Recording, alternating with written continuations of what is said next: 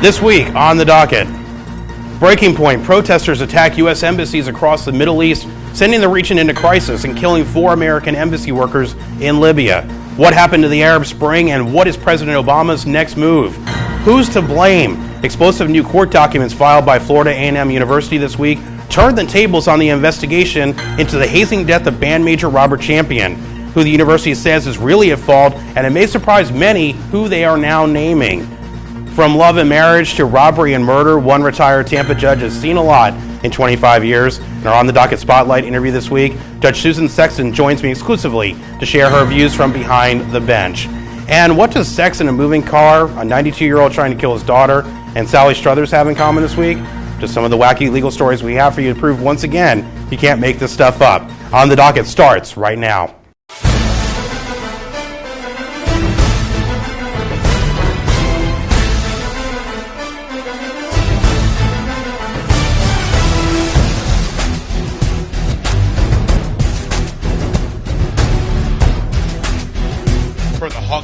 Broadcast Center in Ybor City. This is On the Docket with Felix Vega.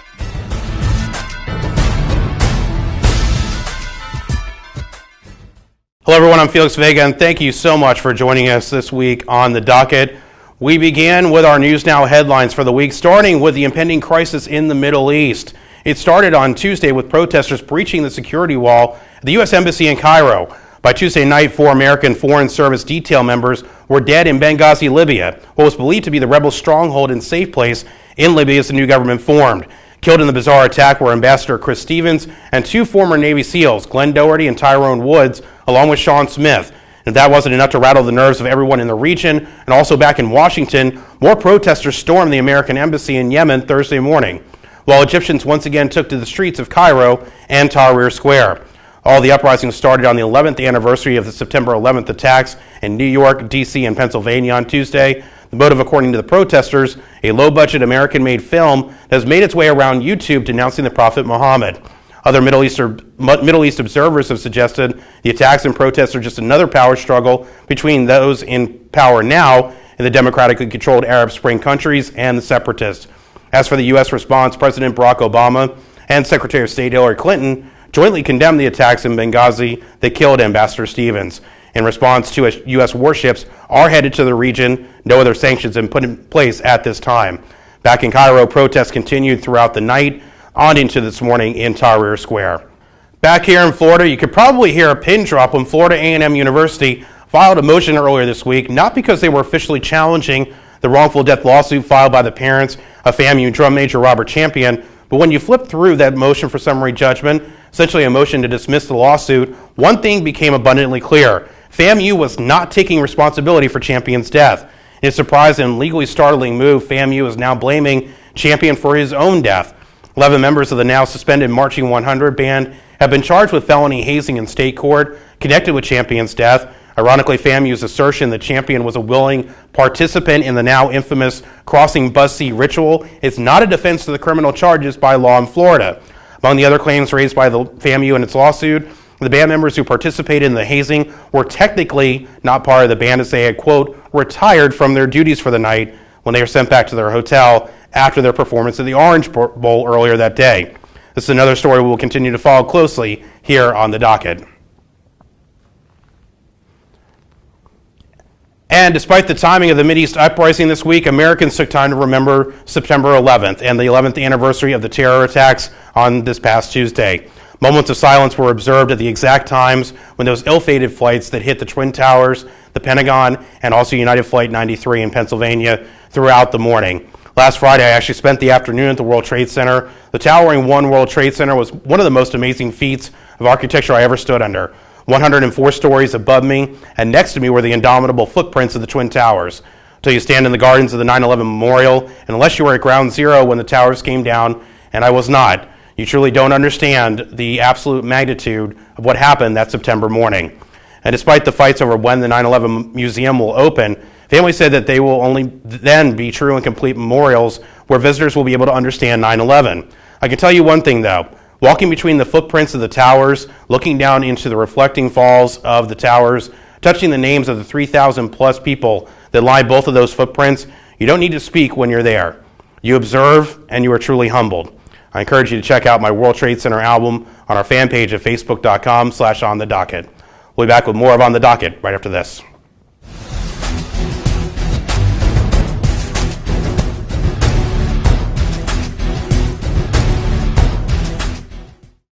And time now for our On the Docket Spotlight interview this week. In days gone by, most of us attorneys are content with our lives as prosecutors, defense attorneys, law firm partners, and what usually is a local pinnacle of success, becoming a judge.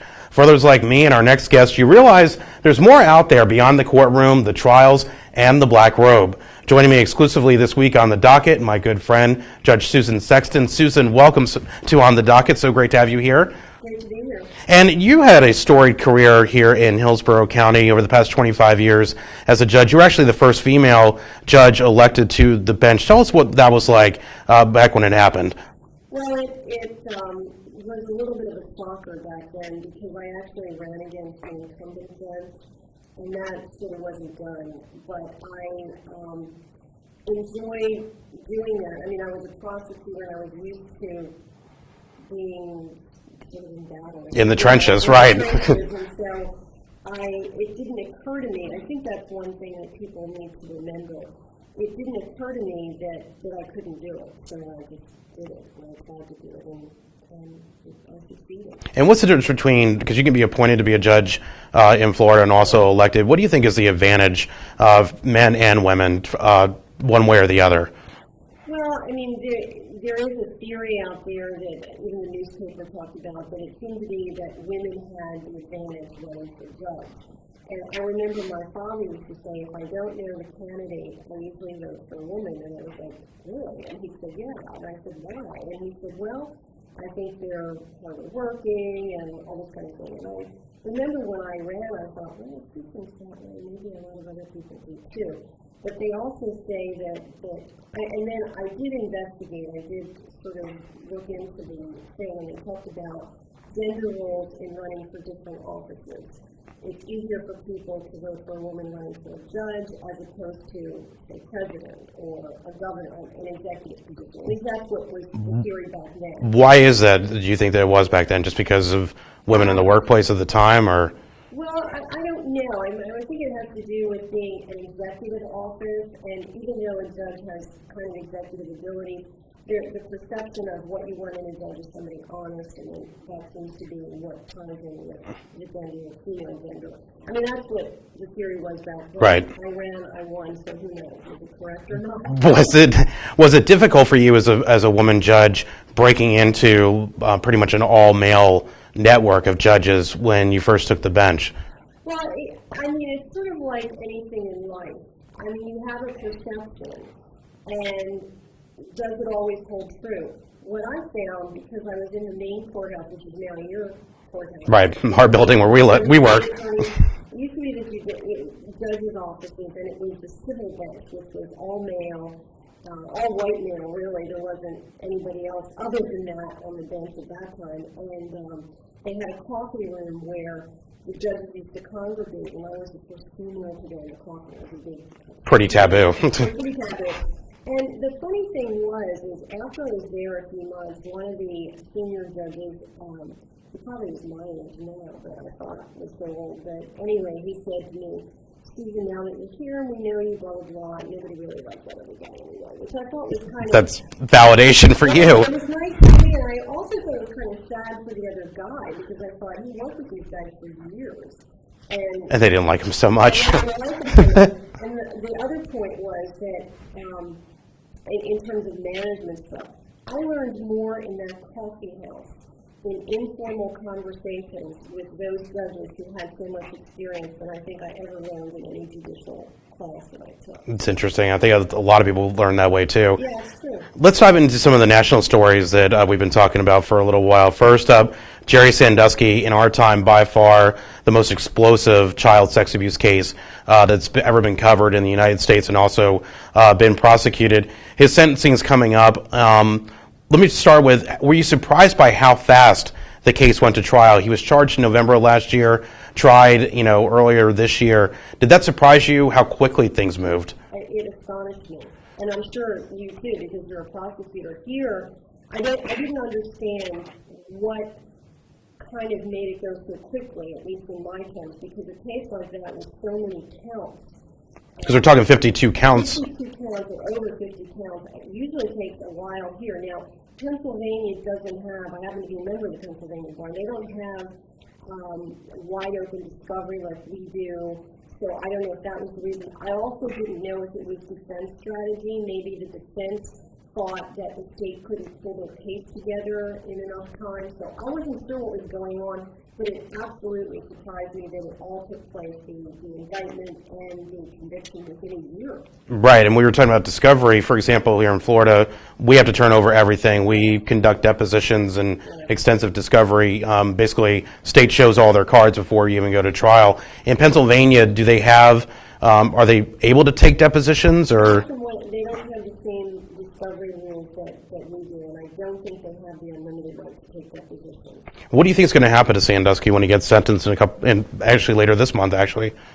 Well, I mean, they're going to give him the maximum. I don't think there's any question about that. And I know in Pennsylvania, and I'm a member of the Pennsylvania Bar, but I'm not that right.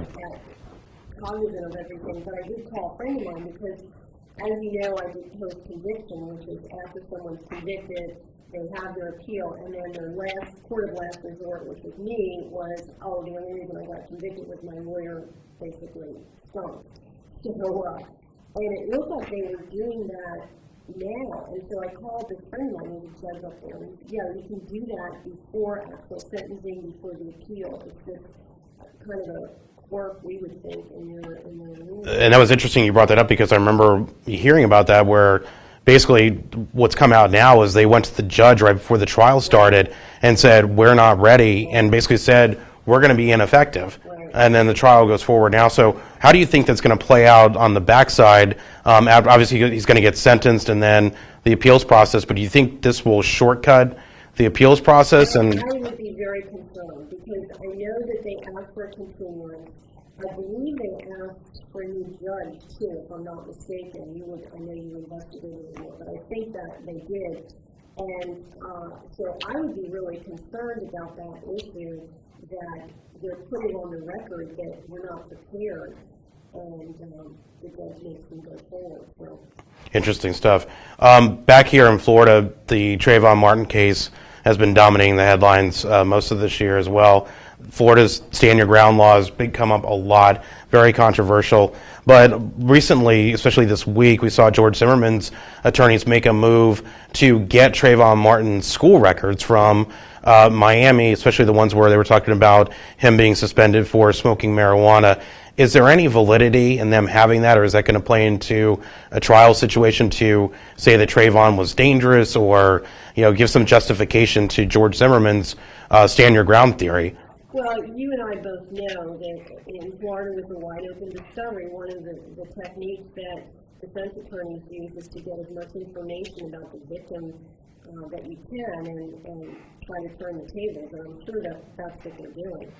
And what's your take on the stand your ground law? Because it's a very unique law in Florida in terms of, for those of us that don't know, you actually get a hearing if you claim stand your ground, where the judge decides whether or not you're basically immune from prosecution down the line. And this law came into effect, I believe, in 2005, 2006. Looking at it as a judge, did you think that there was a necessity to change the law to include that set of the process, or was the old way with self-defense and the defenses that were in place, would that work just as well?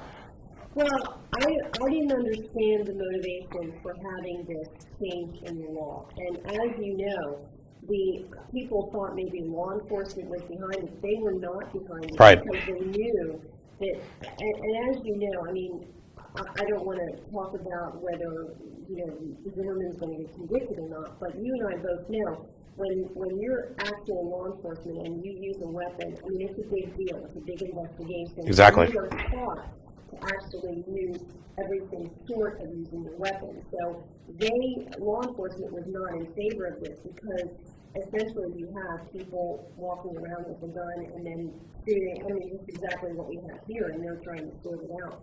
But I didn't understand, and then the newspapers did a really in-depth article about how it started, because people said, well, it happened with this man who thought he was threatened, and he thought we had to correct the situation. And when you look beyond that, it was really kind of a thing that you thought, I don't know why they felt with the facts of that case up in the Panhandle after one of the hurricanes, right, why they felt like they had to change this law to have a standard ground law. I didn't see the connection myself, but I didn't read the committee notes from the legislature. And the other interesting thing about the stand your ground case is that, or the stand your ground law, is that you're not only immune from prosecution, but you're also blocked from being sued by the victim's family. Yeah. Had you ever seen a law like that? And if you think about it, you get two bites of the apple, because you get the pre-hearing in front of the judge, and even if the judge says, well, we have a case now going on where the judge said, no, the stand your ground doesn't apply.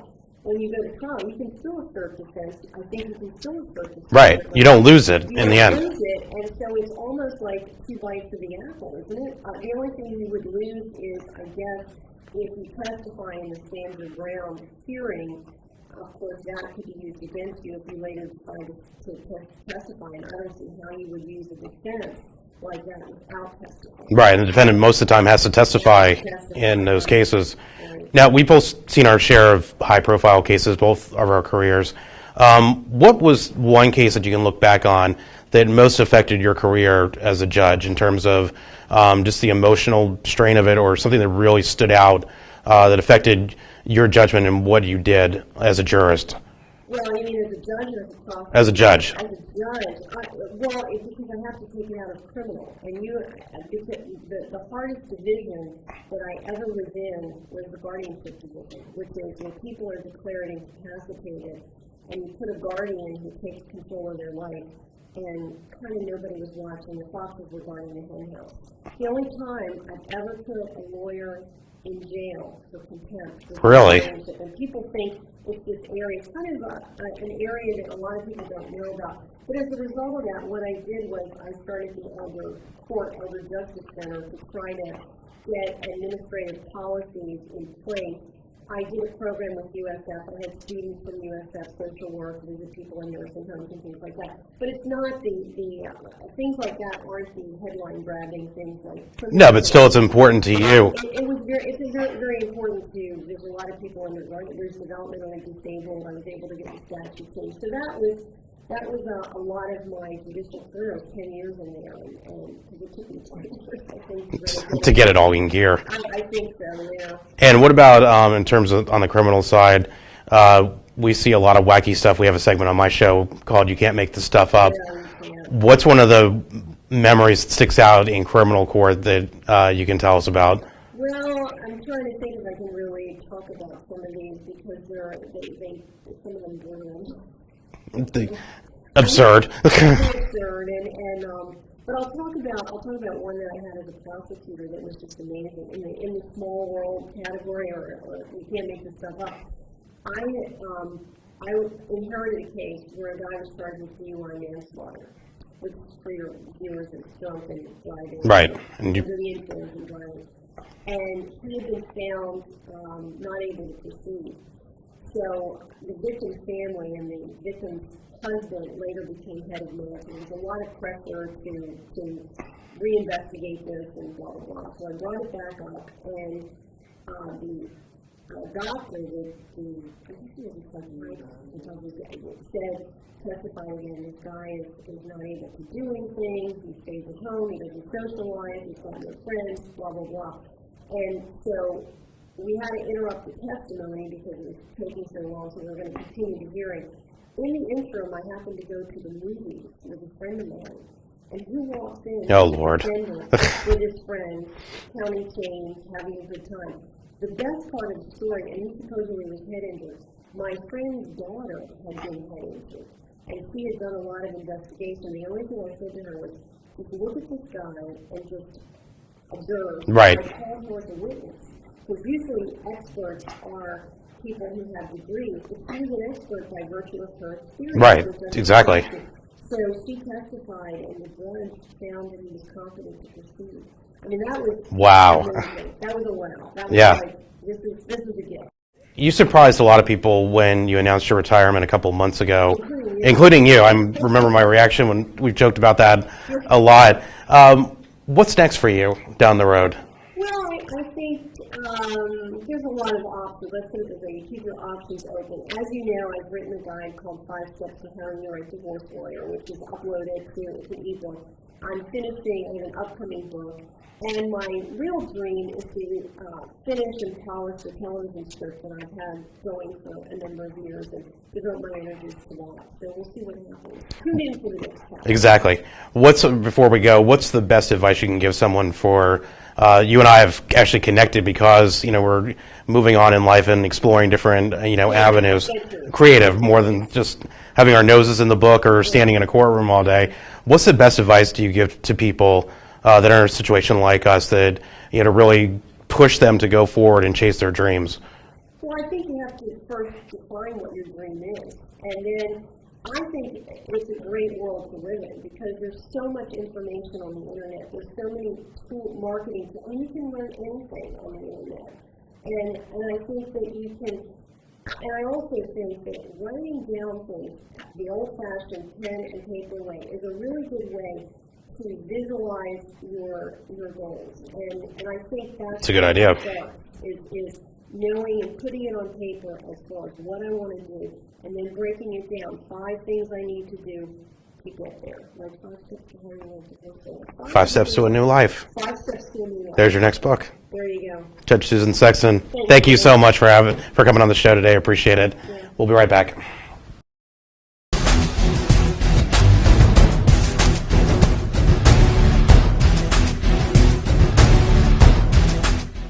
Now, it's no secret that we live in an electronic age where we can no longer live without the internet, our smartphones, laptops, iPads, tablets, what have you. And it's downright insulting and against the very fabric of humankind when you can't get your 4G or your Wi-Fi signal, right?